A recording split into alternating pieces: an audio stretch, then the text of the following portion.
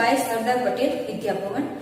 Today we are going to learn second poem, The Useful Plough. તો useful plough એટલે કે ઉપયોગી હળ. ઓકે, તો આ કાવ્યની અંદર આપણે એક ગ્રામ્ય જીવન, ગામડાના જીવન સાથે સાથે ખેડૂતોની દિનચર્યા, તેમનું જીવન વિશે આપણે વાત કરવાના છીએ. અને ગામડાના જીવનની અંદર એ લોકો કેટલું મહેનત કરે છે છતાં પણ તે તેના જીવનમાં ખુશ છે, તેના કામ સાથે તે આનંદ લે છે, તેના વિશે આ પોએમમાં આપણે શીખવાના છે. The useful plough. A country life is a sweet in a moderate cold and heat. To walk in the air, how pleasant and fair, in every field of wheat. The fairest of flowers adorning the bowers, and every meadow's blow, so that I say no courtier may compare with them, who clothe in a grey and follow the useful plough. So first glossary આપણે જોઈ લઈએ.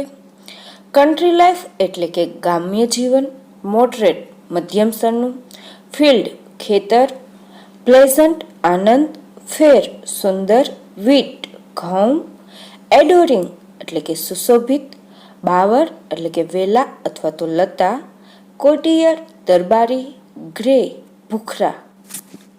નાવ we are starting translation. A country life is a sweet. Country life ગ્રામ્ય જીવન is a sweet. is એટલે છે, sweet એટલે મધુર. ગામડાનું જીવન મધુર છે. In a moderate cold and heat. In a moderate એટલે મધ્યમ સ્તરની, cold ઠંડી and heat મધ્યમ સ્તરની ઠંડી અને ગરમીમાં ગ્રામ્ય જીવન ખૂબ જ મધુર છે. To walk in the air. Two walk ચાલવું, ઇન ધ એર એટલે કે ખુલ્લી હવામાં. તો ખુલ્લી હવામાં ચાલવું, હાઉ કેટલું, પ્લેઝન્ટ એન્ડ ફેર આનંદદાયક, એન્ડ ફેર એટલે સુંદર. તો ખુલ્લી હવામાં ચાલવું કેટલું આનંદદાયક અને સુંદર લાગે છે. In every field of wheat. Every એટલે દરેક, ફિલ્ડ એટલે ખેતર, ઓફ વીટ ઘઉંના દરેક ખેતરમાં. તો ખુલ્લી હવામાં ચાલવું કેટલું આનંદદાયક અને સુંદર લાગે છે દરેક ઘઉંના ખેતરમાં. The fairest of flowers adoring the bowers. The fairest of flowers. fairest એટલે સુંદરતા, of flowers ફૂલોની સુંદરતા. adoring એટલે શણગારવું, સુશોભિત કરવું. તો the fairest of flower ફૂલોની સુંદરતા સુશોભિત કરે છે. ધ બાવર્સ એટલે લતા વેલાઓને. તો ફૂલોની સુંદરતા લતા અને વેલાઓને સુશોભિત કરે છે. એન્ડ એવરી મીડોઝ બ્રો એટલે થાય કિનારી. દરેક જે આપણે ઘાસનો પ્રદેશ છે એ પ્રદેશની કિનારીઓને આ ફૂલોની સુંદરતા સુશોભિત કરે છે. તો ફૂલોની સુંદરતા જે બાવર્સ એટલે કે વેલા લતાઓને, એન્ડ એવરી મીડોઝ બ્રો એટલે કે દરેક ઘાસના મેદાનની કિનારીઓને સુશોભિત કરે છે. સો ડેટ તેથી જ, આઈ સે હું કહું છું, નો કોર્ટિયર એટલે થાય દરબારી. નો કોર્ટિયર મે કમ્પેર દરબારીની સરખામણી ન કરવી જોઈએ, વિથ ધેમ તેઓની સાથે, કે વુ ક્લોથ ઇન અ ગ્રે કે જેઓ ભૂખરા રંગના કપડામાં હોય. ભૂખરા એટલે કે ગંદા મેલા કપડામાં હોય. And follow the useful plough અને ફોલો યુઝફુલ પ્લાવ એટલે થાય હળ, પણ અહીંયા લેવાનું છે ખેતી. અને જેઓ ઉપયોગી ખેતી કરતા હોય તેઓની કમ્પેરિઝન સરખામણી ક્યારેય દરબારી સાથે કરવી જોઈએ નહીં. Again repeat. A country life is a sweet. ગ્રામ્ય જીવન મધુર છે. In a moderate cold and heat મધ્યમ સ્તરની ઠંડી અને ગરમીમાં. મધ્યમ સ્તરની ઠંડી અને ગરમીમાં ગ્રામ્ય જીવન મધુર છે. Two walk in the air, how pleasant and ફેર. ખુલ્લી હવામાં ચાલવું કેટલું આનંદદાયક અને સુંદર લાગે છે. ઇન એવરી ફિલ્ડ ઓફ વીટ દરેક ઘઉંના ખેતરમાં. તો દરેક ઘઉંના ખેતરોની અંદર ખુલ્લી હવામાં ચાલવું કેટલું આનંદદાયક અને સુંદર લાગે છે. the fairest of flowers adoring the bowers and every meadow's brow. ફૂલોની સુંદરતા દરેક લતાવેલાઓને અને ઘાસના મેદાનની કિનારીઓને સુશોભિત કરે છે. So that I say, no courtier may compare with them who clothe in a grey and follow the useful path. તેથી જ હું કહું છું કે દરબારીઓની સરખામણી તેઓની સાથે નહીં કરવી જોઈએ કે જેઓના કપડાં એકદમ ભૂખરા છે અને જેઓ ઉપયોગી એવી ખેતી કરતા હોય તેઓની સરખામણી ક્યારેય દરબારી સાથે કરવી જોઈએ નહીં. આ પંક્તિમાં આવતા રાઇમિંગ વર્ડ્સ પણ જોઈ લઈએ. તો હીટ તો તેની સાથે આવશે વીટ, એર તો ફેર, ફ્લાવર્સ બાવર્સ, સે મે એન્ડ મે સાથે ગ્રે પણ આવશે. ફરીથી જોઈ લઈએ કયા કયા રાઇમિંગ વર્ડ્સ આવેલા. Heat વીટ, air fair, flowers bowers, say May and May grey. Next, they rise with the morning lark, the labor till almost dark, then folding their sheep they hasten to sleep. Next morning is a ringing with the birds that are singing on each green tender bough, with what content and merriment their day are spent, whose mind are bent to follow the useful plough. Translation કરતા પહેલા ગ્લોસરી જોઈ લઈએ. Rice એટલે કે જાગવું, lark એક પ્રકારનું પક્ષી લાવરી, labour મહેનત, ફોલ્ડિંગ વાડામાં પૂરવું, શીપ ઘેટા, હેસન ઉતાવળ, બાવ એટલે કે ડાળી, ટેન્ડર નાજુક, કન્ટેન્ટ સંતોષ, મેરીમેન્ટ એટલે કે આનંદ. તો આ હતી આપણી ગ્રોસરી. જોઈએ હવે translation. They rise with an morning lark. They rise તેઓ જાગે છે, વિથ અ મોર્નિંગ લાર્ક સવારમાં લાર્ક પક્ષી એક પ્રકારના પક્ષીના અવાજ સાથે તેઓ જાગે છે. And labour till almost dark. Labour અને લેબર મહેનત કરે છે, ટીલ ત્યાં સુધી, ઓલમોસ્ટ ડાર્ક અંધારું થઈ જાય ત્યાં સુધી, મતલબ કે સાંજ સુધી તેઓ સવારે લાવરી નામના પક્ષીના અવાજથી જાગે છે અને સાંજ સુધી મહેનત કરે છે. Then folding their sheep. Then ત્યાર પછી, ફોલ્ડિંગ એટલે કે વાડામાં પૂરી દે છે, ધેર શીપ તેઓના ઘેટાને. ધેન ફોલ્ડિંગ ધેર શીપ ત્યાર પછી તેઓ તેના ઘેટાઓને વાડામાં પૂરી દે છે. તે હેસન ટુ સ્લીપ. તેઓ હેસન ઉતાવળ રાખે છે, ઝડપ રાખે છે, ટુ સ્લીપ સુવામાં ઝડપ રાખે છે. આપણને ખબર જ છે કે આપણે ગામડે જઈએ તો ત્યાં મોસ્ટ ઓફ સાંજે 7-8 વાગે તો બધા જલ્દી ફટાફટ ખાઈ અને સૂવાની તૈયારી કરતા હોય છે, જ્યારે સિટીની અંદર બધા 10 થી 11 વાગ્યા પછી સૂવાની તૈયારી કરે છે.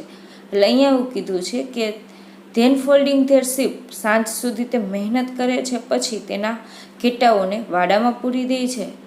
એન્ડ તે હેસન ટુ સ્લીપ અને તે સૂવા માટે ઉતાવળ રાખે છે, એટલે કે તેઓ ઝડપથી સૂઈ જાય છે. નેક્સ્ટ મોર્નિંગ બીજી સવાર ઇઝ રિંગિંગ. બીજી સવાર થાય છે શેનાથી? રિંગિંગ એટલે ઘંટડીઓના નાદથી, અવાજથી. With birds that are singing અને કે જે પક્ષીઓ ગાઈ રહ્યા છે, કલરવ કરી રહ્યા છે તેનાથી તેઓની બીજી સવાર થાય છે. અને કયા પક્ષી? તો ઓન ઈચ ગ્રીન ટેન્ડર બાવ, કે જેઓ ગ્રીન લીલી, ટેન્ડર નાજુક, બાવ એટલે કે ડાળી, કે જે દરેક લીલી નાજુક ડાળી પર પક્ષીઓ ગીત ગાઈ રહ્યા છે, કલરવ કરી રહ્યા છે. તેઓના અવાજ અને સાથે સાથે ઘંટડીના અવાજથી તેઓની સવાર થાય છે. With what content and merriment. With what અને આ સાથે તેઓ કેટલા સંતોષ અને આનંદમાં હોય છે. They day are spent whose mind are bent.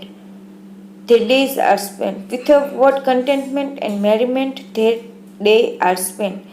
તેઓના દિવસો કેટલી કન્ટેન્ટ સંતોષ અને મેરીમેન્ટ આનંદથી સ્પેન્ડ પસાર થાય છે. whose mind are bent to follow the useful plough. કે જેઓનું મન બેન્ટ ભરેલું છે two follow the useful plough ઉપયોગી હરને અનુસરવા તરફ. કે જેનું મગજ ફક્ત ને ફક્ત હરનો કઈ રીતે ઉપયોગ કરવો તે તરફ જ તે ફોલો કરે છે, તેને જ અનુસરે છે. Again repeat translation. They rise with the morning lark and labor till almost dark.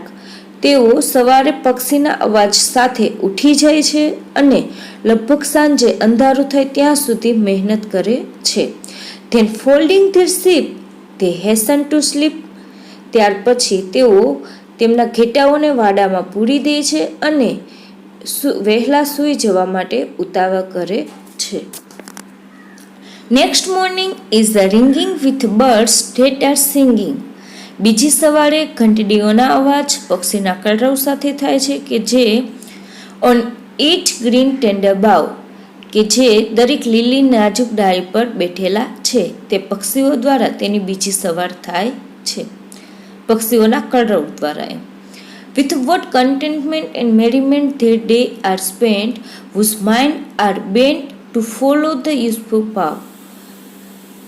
કેટલા સંતોષ અને આનંદ સાથે તેઓના દિવસો પસાર થાય છે કે જેઓનું મગજ ફક્ત ને ફક્ત હરનો કઈ રીતે ઉપયોગ કરવો તેના તરફ જ અનુસરતું હોય છે, તેના તરફ જ વળેલું હોય છે. તેઓના દિવસો કેટલા બધા સંતોષ અને આનંદથી પસાર થાય છે. તો આ કોની વાત કરેલી હતી આપણે? ફાર્મરની, એક ખેડૂતની કે જે ગામડામાં રહેતા પોતાના આનંદદાયક જીવનને કઈ રીતે પસાર કરે છે તેના વિશે. હવે આપણે જોશું રાઇમિંગ વર્ડ્સ. લાર્ક તો ડાર્ક, સ્લીપ તો સ્લીપ, રિંગિંગ સિંગિંગ, બાવ તો પ્લાવ એન્ડ સ્પેન્ટ તો બેન્ટ. કયા કયા જોયા? Lark dark, sleep sleep, ringing singing, bough plough અને સ્પેન્ટ બેન્ટ. લાસ્ટમાં આપણે જોઈ લઈશું કમ્પેરિઝન કે જેની અંદર બે ક્વેશ્ચન આપેલા છે. First C1, second C2. C1 ની અંદર state whether the statement are true or false. આપેલા વિધાનો સાચા છે કે ખોટા તે જણાવો. તો first, the poem is about farmer life in the country side. આ પોયમ છે તે ખેડૂતના જીવનની અને ગ્રામ્ય વિસ્તાર વિશેની છે. તો સાચું કે ખોટું? સાચું ને, true. Second, the village life is unpleasant. The village life ગ્રામ્ય જીવન છે તે અનપ્લેઝન્ટ છે, આનંદદાયક નથી. અનપ્લેઝન્ટ કીધું, પ્લેઝન્ટ છે ને, તો આમાં શું આવશે? False. The village life is a pleasant, unpleasant નહીં, એટલે second sentence false. Third, the farmers in a countryside are unhappy with the hardship in farming. ખેડૂતો છે તે ખેતીના ખૂબ જ સખત મહેનતને કારણથી તેઓ નાખુશ રહેતા હોય છે. આ સાચું છે કે ખોટું? તો કે ખોટું. એ લોકો તો હેપી, કન્ટેન્ટ એન્ડ મેરીમેન્ટ હતા, સંતોષ અને આનંદથી રહેતા હતા, એટલે થર્ડ સેન્ટેન્સ પણ ખોટું. Fourth, ploughing in act of the satisfaction of the farmer. ખેતી કરવી તે ખેડૂતોનું એક સેટિસ્ફિકેશન, સંતોષપૂર્વક કાર્ય છે. સાચું કે ખોટું? સાચું, ટ્રુ. તો ફોર્થ સેન્ટેન્સ ટ્રુ. નેક્સ્ટ આપણે જોવાના છીએ C2, answer the question in a brief. મતલબ કે તમારા પ્રશ્નોના જવાબ આપવાના છે. First, how long do the farmer work in their field. Gujarati શું થશે? ખેડૂતો ખેતરમાં કેટલો સમય કામ કરે છે? Answer, the farmers work from the sunrise to the sunset. Farmer work ક્યાં સુધી કરતા હતા? સનરાઇઝ ટુ સનસેટ, સૂરજ ઉગે ત્યાંથી સાંજ સુધી. Second, how does the poet describe the country life in the poem. આ પોયમમાં, આ કાવ્યમાં કવિ ગ્રામ્ય જીવનનું વર્ણન કેવું કરે છે? According to the poet, the country life is a sweet in a moderate cold and heat. It is a natural life. It is a contented and full of fun. મતલબ કે આપણે જોયું હતું કે કવિ કાવ્યની અંદર કહે છે કે ગ્રામ્ય જીવન મધ્યમ સ્તરની ઠંડી અને ગરમીમાં મધુર હોય છે, એટલે કે કુદરતી જીવન છે, સાથે સાથે તે ફૂલ આનંદ અને સંતોષપૂર્વકનું જીવન છે. Third question, what makes the morning pleasant for the farmers? ખેડૂતોની સવાર આનંદથી કોણ બનાવે છે? કોણ બનાવતું હતું? Birds. Yes, singing of birds max the morning pleasant for a farmer. Singing of the birds મતલબ કે ગીતો ગાતા પક્ષીઓ ખેડૂતોની સવારને આનંદદાયક બનાવી દે છે.